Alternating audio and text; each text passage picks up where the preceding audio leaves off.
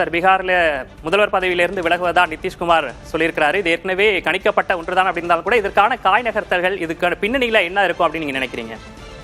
Sir, ஏற்கனவே கடந்த 20 ஆண்டுகளாக அவர் முதல்வர் பதவியை தக்க வைத்து கொண்டிருக்கிறார். இன்னும் சரியாக சொல்ல போனா கொஞ்சம் கொஞ்சமாக அங்க பாஜக காலூன்றவும் தொடங்கி இருந்தது.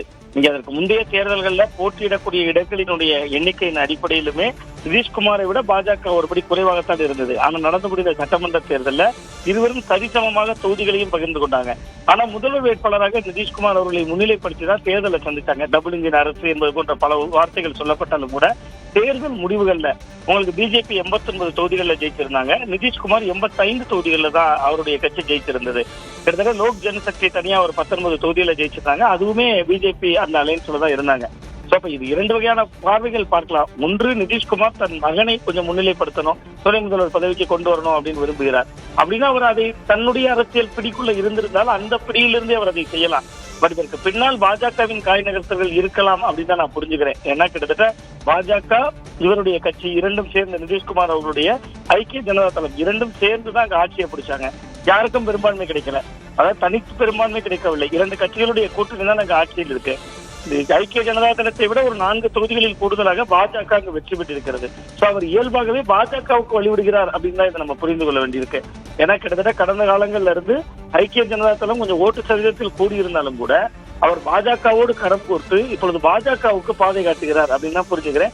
அவருடைய அரசியல் கணக்கு அதற்கு பின்பாலாக அவருடைய மகனை துணை முதல்வராக்க வேண்டும் என்பது உள்ளிட்ட சில கோரிக்கைகள் இருக்குது. அதை நோக்கி நகர்கிறார் என்று பார்த்தா கூட முதல்வர் பதவியை ராஜினாமா செய்துவிட்டு தன்னுடைய மகனை அரசியல் முன்னிலைப்படுத்துகிறார் என்றால் அதற்கான வாய்ப்பு குறைவு.